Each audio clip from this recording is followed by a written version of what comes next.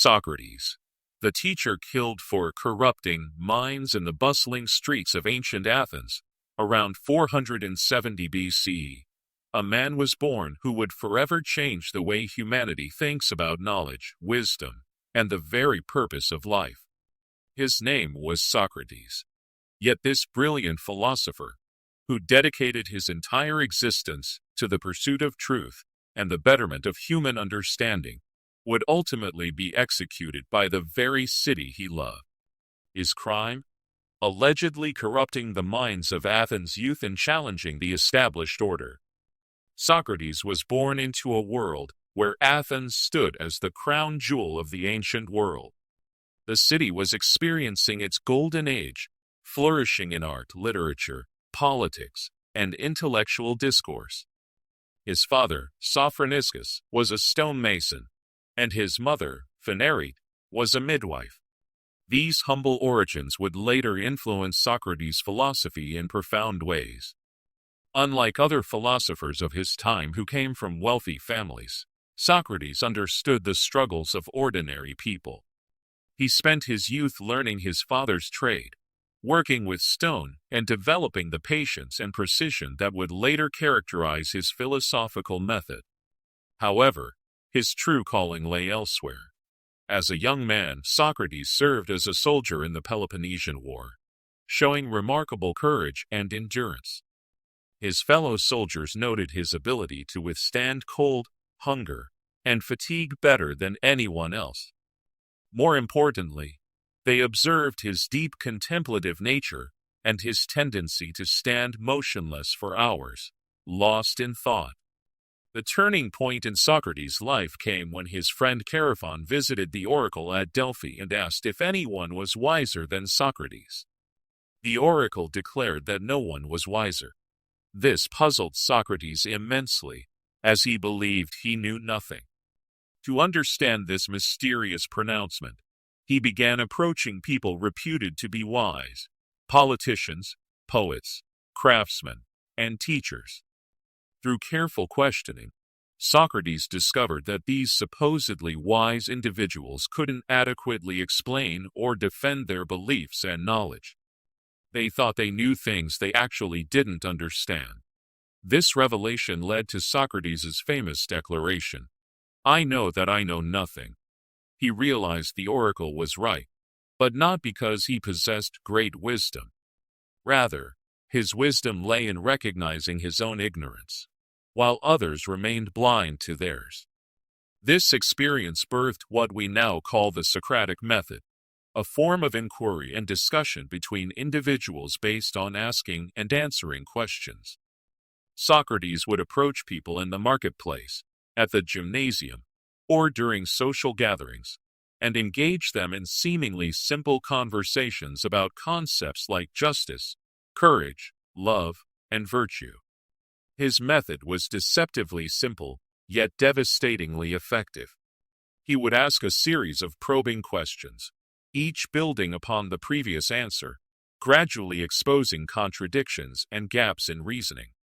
For example, if someone claimed to know what justice was, Socrates would ask them to define it. Then he would present scenarios that challenged their definition, forcing them to refine or abandon their initial position. This process, known as a linkus or cross-examination, wasn't meant to humiliate, but to lead people toward greater self-awareness and genuine understanding. Socrates compared himself to a midwife, helping others give birth to ideas and truths that already existed within them but needed assistance to emerge. While many young Athenians were fascinated by Socrates' teachings and flocked to hear him speak, his constant questioning began to create enemies among the powerful elite. Politicians found their authority challenged when they couldn't explain the principles underlying their decisions. Religious leaders grew uncomfortable as he questioned traditional beliefs about the gods. Wealthy citizens became irritated when their children began adopting his questioning attitude toward accepted social norms. Socrates never charged money for his teachings, unlike the sophists, professional teachers, who commanded high fees. He lived in poverty, supported by friends and admirers, believing that the pursuit of wisdom was too important to be commercialized. His simple lifestyle and worn clothing became as famous as his philosophical insights. The philosopher's influence on Athens' youth became particularly controversial. Young men from prominent families began questioning their father's values and the traditional ways of thinking. They adopted Socrates' habit of relentless inquiry, which many parents viewed as disrespectful and dangerous to social stability. In 399 BCE, when Socrates was 70 years old, 3 prominent Athenians brought formal charges against him: Meletus, a poet; Anytus, a politician; and Lycon, an orator. The charges were serious and carried the death penalty. First, they accused him of corrupting the youth of Athens by teaching them to question authority and traditional values. Second, they charged him with impiety, claiming he didn't believe in the gods recognized by the state, and instead introduced new spiritual beings. These accusations reflected deeper concerns about political stability in Athens, which had recently suffered defeat in the Peloponnesian War and experienced political upheaval. During his trial, Socrates had the opportunity to defend himself before a jury of 500 Athenian citizens. Instead of offering a humble apology or pleading for mercy, he delivered what became known as the Apology, a masterful defense of his life's work and philosophy. Socrates argued that far from corrupting the youth, he was Athens' greatest benefactor. He compared himself to a gadfly, sent by the gods to sting the lazy horse of Athens into action. He insisted that his questioning served to awaken people from intellectual complacency and moral confusion. Despite his eloquent defense, the jury voted to convict Socrates by a margin of 280 to 220. When asked to propose an alternative punishment to death, Socrates suggested that instead of punishment, Athens should reward him with free meals for life, as they did for Olympic champions. This apparent arrogance angered more jurors, and in the final vote on his sentence, an even larger majority condemned him to death.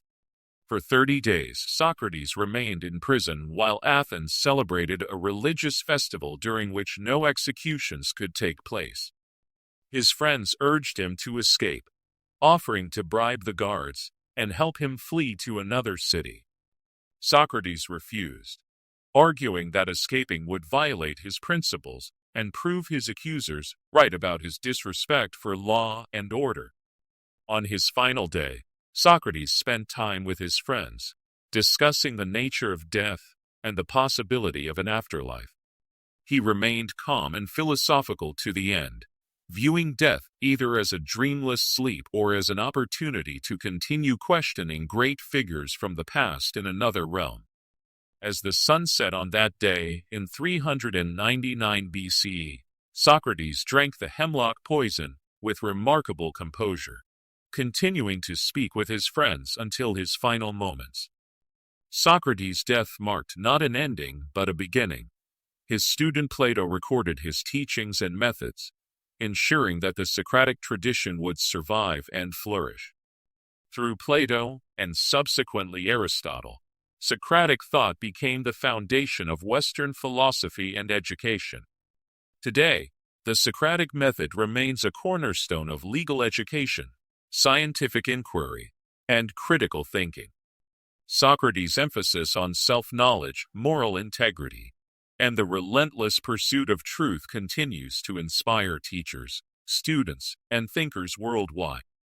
The man who was killed for allegedly corrupting minds had, in reality, given humanity one of its greatest gifts: the understanding that wisdom begins with recognizing what we don't know, and that an unexamined life is not worth living.